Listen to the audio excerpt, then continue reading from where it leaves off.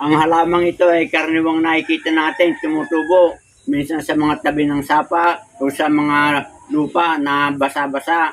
At itong halamang ito ay nakakatulong din sa mga sakit ng ating ulo. Halimbawa, mga kabayan, kumikirot ang inyong ulo, pwede nating tutudin at itapal kapag nakatas na yung dahon nito.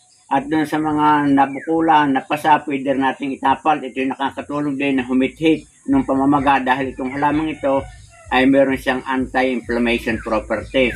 At ito mga kabayan ay siguro nakikita na rin ninyo ay hindi lang natin pinapansin dahil akala natin basta ordinaryong damo lamang, pero ito pala ay napakarami ng mga benepisyo sa ating kalusugan. At ang isa pang katangian mga kabayan ng halamang ito kapag tayo ay kumuha ng dahon at ating isinipit sa pagitan ng pahina ng aklat o libro, ito mga kabayan ay tumutubo doon yung kanyang mga ugat.